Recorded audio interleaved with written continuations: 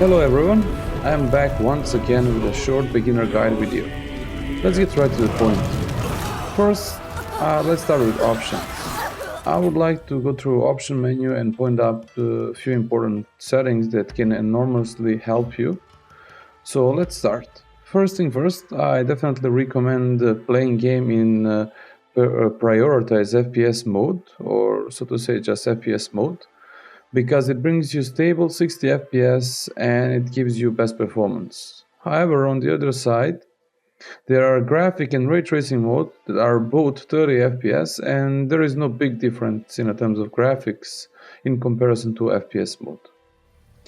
Second thing, and very important thing, is under user accessibility and then input method, you'll find this slider here that is by default set on 5, and I do want you to set it on 1.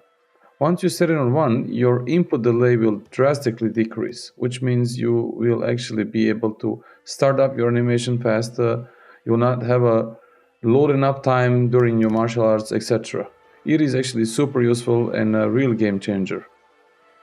Third thing that I want to point up are some, let's say get to go options, such as auto loot that make your life easier, so you don't need to manually pick up loot.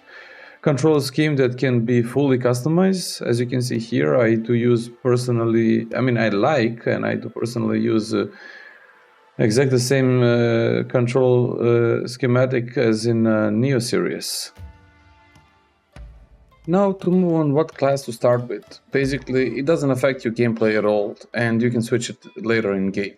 However, I would go with beginner class, which has increased luck or perhaps unsharpened, but I do recommend seducer. Reason why is skill under charisma tree named speechcraft liar, that you can by default have if you choose that class.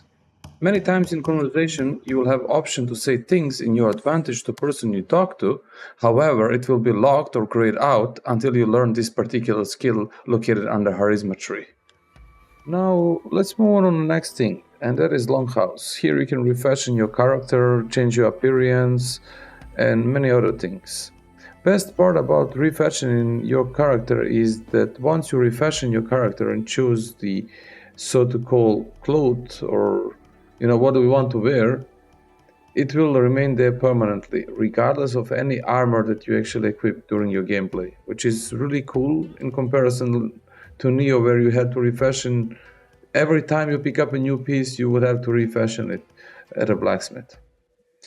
And another thing that is also pretty cool and interesting, from house you can also send cats to do mission for you and bring you some nice juicy items back, which is also pretty cool. Additional tip, there are 3 secret bosses per region which drops new cool art styles for your weapons.